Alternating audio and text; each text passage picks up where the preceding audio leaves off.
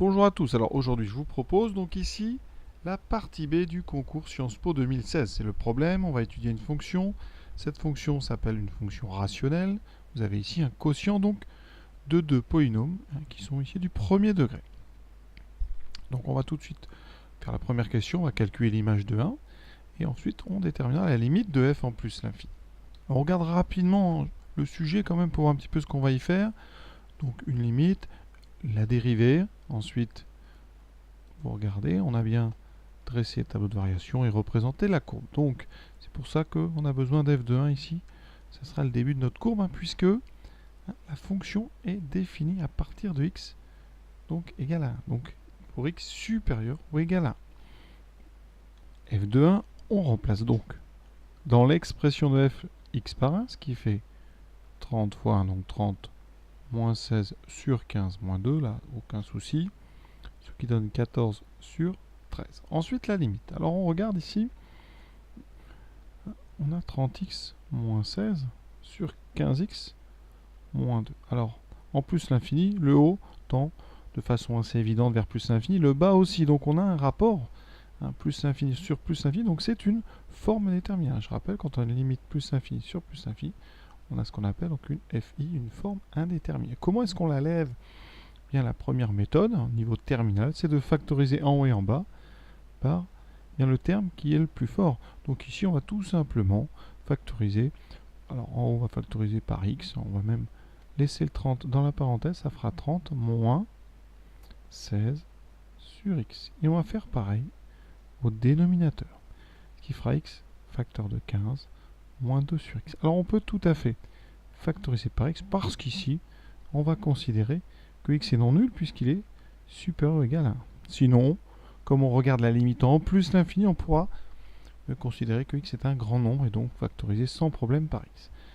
Deuxième étape, on va simplifier les x ici. Il y en a un en haut, un en bas. Il vous restera donc vos deux parenthèses, c'est-à-dire en haut 30 moins 16 sur x divisé par 15 moins 2 sur x. Alors pourquoi est-ce qu'on sait qu'on est arrivé? Parce que, eh bien vous savez, il n'y a pas besoin de le démontrer, la limite en plus l'infini de 16 sur x, c'est 0. C'est la même aussi que la limite quand x tend vers plus l'infini de 2 sur x. D'accord? Donc qu'est-ce qui va me rester? Eh bien donc la limite de 30 moins 16 sur x, ça fera 30. On est toujours en plus l'infini. La limite du dénominateur 15 moins 2 sur x, ça fera 15. Et comme vous faites le quotient, en haut vous avez une limite 30, en bas 15. Et bien la limite, ça sera 30 sur 15.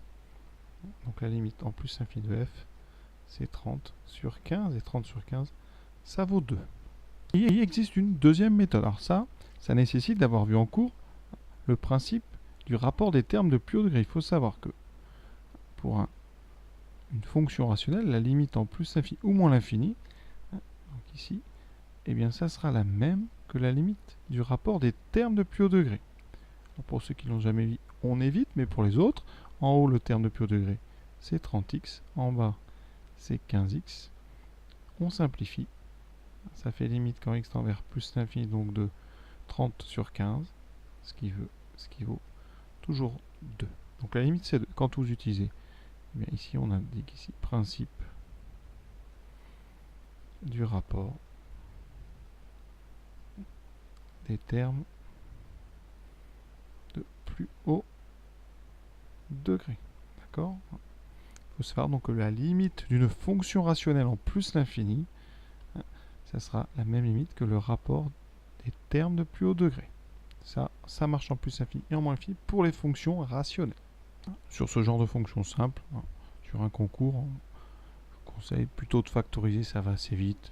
Ça ne pose pas de gros soucis. Ensuite, qu'est-ce qu'on peut en dire quant à la courbe de f? La limite de f en plus infini est une constante, ça vaut 2. Donc, eh bien tout simplement, la courbe de f ici qui s'appelle CF admet en plus l'infini une asymptote horizontale. Son équation, ça sera donc y égale 2. L'équation y égale 2. Deuxième question, l'expression de la dérivée. Alors, f, donc est dérivable sur son domaine de définition, sur df, parce que f est une fonction rationnelle. Les fonctions rationnelles sont dérivables sur leur ensemble de définition. D'accord? Donc, pour dériver, vous avez un quotient. Donc, f de x, c'est u de x sur v de x, avec u de x qui est 30x moins 16, donc c'est le numérateur, v de x 15x moins 2. Je vais utiliser la dérivée d'un quotient, je vais vous rappeler tout de suite, je crois que là tout le monde le sait, mais on est là pour tout vérifier, donc ça fait u'v moins uv' sur v carré, donc j'ai besoin de u' et v', u' c'est 30, v' c'est 15, donc l'expression de f', ça sera donc u'v moins uv' sur v carré. On remplace. On commence toujours par u', donc c'est cette petite boucle. Ce qui me donnera 30 fois 15x moins 2 moins 30x moins 16, ça c'est u'v' fois 15 sur v carré. Alors en haut, qu'est-ce qu'on a? On a 30 fois 15x. Ça fait donc 30 fois 15, 450x. Moins 30 fois 2, moins 60. Ensuite, on va distribuer, là on fait très attention. On va donc distribuer le moins au 30 et ensuite multiplier par 15. Ce qui fera donc moins 30 fois 15, moins 450x. Et ensuite, attention, moins fois moins 16, donc plus 16 fois 15. Qui fait 240, donc ça fera plus 240 sur toujours 15x moins 2 au carré. On regarde, ici les 450 s'annulent, il me reste 240 moins 60, c'est-à-dire 180 divisé par 15x moins 2 au carré. Et c'est exactement ce qu'il fallait démontrer. Maintenant, on va dresser le tableau de variation. On sait que 180, c'est un nombre strictement positif.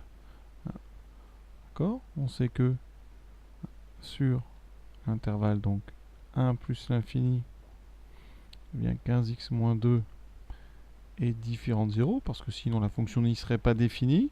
Et donc quand on met au carré, 15x moins 2 au carré sera un nombre positif, non nul, donc strictement positif.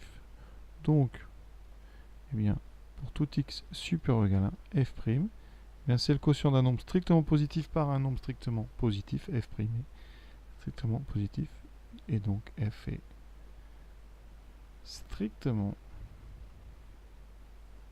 croissante sur le domaine de définition. Alors on peut, si on veut, faire un petit tableau. On aura donc un tableau simple. Ici, on part de 1 par là en plus l'infini. La fonction f est strictement croissante. On a dit qu'on avait une asymptote d'équation y égale 2. La limite c'est 2. Et là on partait de 14 tiers. Donc voilà, on n'a plus maintenant qu'à faire la question 4, c'est le tracé de la courbe. Pour ça, on va utiliser une calculatrice. On a tout à fait le droit dans ce concours. Donc, j'entre la fonction 30x moins 16 divisé par 15x moins 2.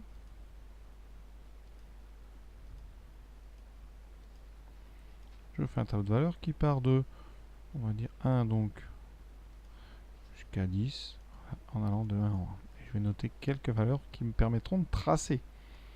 D'accord? Donc ici, pour ça, je vais remplir un tableau de valeurs. Donc ici, en 2, on a 1,57, 1,72, 1,79. J'ai mis 10 points pour la tracer. Hein. Là, pour l'instant, il y en a 8, et plus celui qu'on a calculé au début du sujet.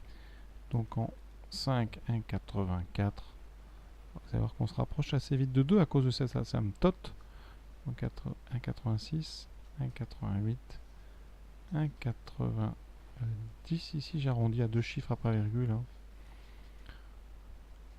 1,91 et 1,92. On va placer tous ces points en respectant bien sûr l'asymptote horizontale. Premier point, donc c'est le point donc 1 14 tiers. En 1, ça fait 14 tiers. 1 14 tiers, c'est 1,08, donc on est par ici. En 2, j'ai 1,57. Donc on est 1,57. Voilà. En 3, 1,72. En 4, 1,79. Bah oui, qu'on se rapproche. En 5, donc 1,84. En 6, 1,86. Et vous n'avez plus qu'à relier, on part de 1. Hein. Voilà. Et vous aurez... Alors là, vous reliez comme vous pouvez, hein, c'est demandé donc à la main. C'est pas très joli, mais voilà. On va faire un schéma d'un petit peu plus loin. Donc voici la courbe un petit peu mieux tracée. Vous remarquerez ici que la courbe se rapproche de l'asymptote, hein, c'est le principe. Voilà, asymptote horizontale. On est bien parti ici. Donc au départ de 14 sur 13, hein, 1,08. Et ça monte progressivement jusqu'à se rapprocher vraiment de l'asymptote. Voilà pour cette partie B. Voilà, à très bientôt. Et pour ceux qui veulent poursuivre ce sujet, voici la partie C. Là, on sera vraiment dans des suites. Ici, une récurrence. Une suite Vn définie avec ici une relation de récurrence utilisant la fonction f de x. Donc un sujet intéressant. Voilà. Et on finira, vous verrez, par un algorithme. Voilà, à très bientôt.